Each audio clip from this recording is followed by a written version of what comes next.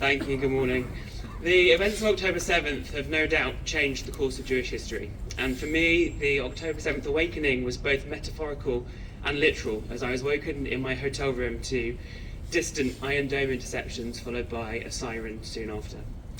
It very quickly became personal to me, with a phone call from a friend back here in London asking me to look out for any information that I could find about his friend Jake Marlowe.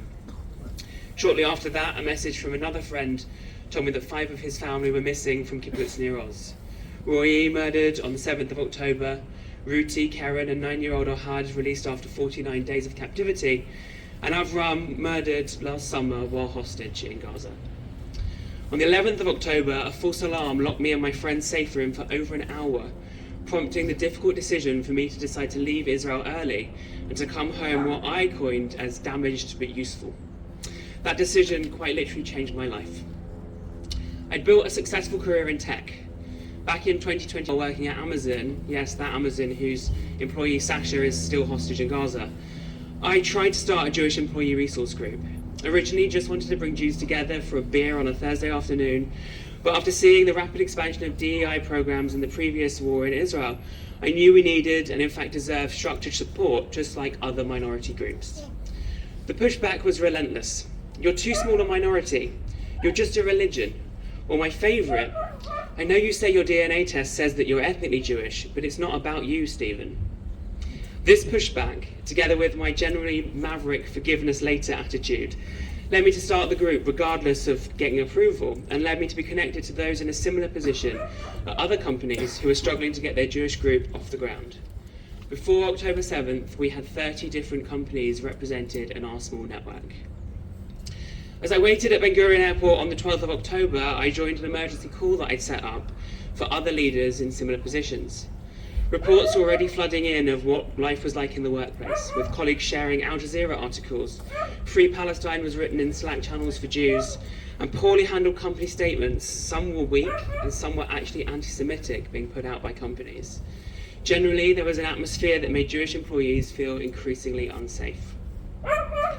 Once home, my network started to surge. I was contacted by employees from multiple companies each week, struggling with hostility towards Jews, and in response, I turned our monthly meetings into weekly ones. I provided resources, signposting to legal support, and often, and most importantly, simply just offered reassurance.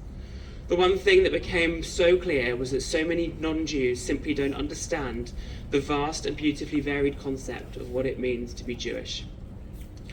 Wanting to feel like I'd done something to help Israel, last March I organised a volunteer mission for our network. 10 of us spent 3 days volunteering in Israel, visiting Kfar Aza, weeding a nursery in Ashkelon, meeting survivors and meeting wounded soldiers. 4 weeks later, I quit my job and took a leap of faith, dedicating myself to helping Jews build workplace ERGs, foster connections, and most importantly, create Jewish joy. Today, the network, which we now call JewishERGs, includes the Jewish ERG leaders at over 175 different companies.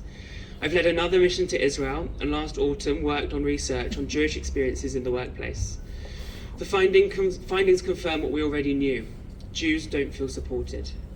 31% of Jews feel unsafe being openly Jewish at work. 56% feel that their employer doesn't support their Jewish identity.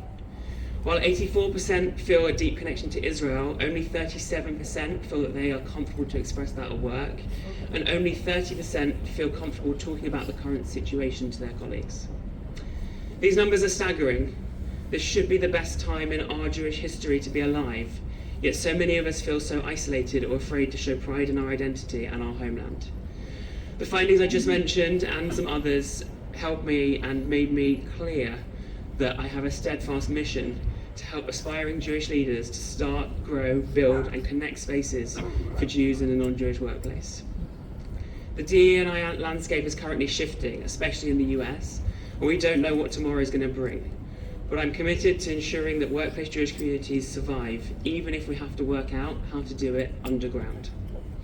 If you need help or advice on starting a Jewish employee group, want to talk and find out more about the research, I'll be around and I'll make sure the link gets sent to the WhatsApp group.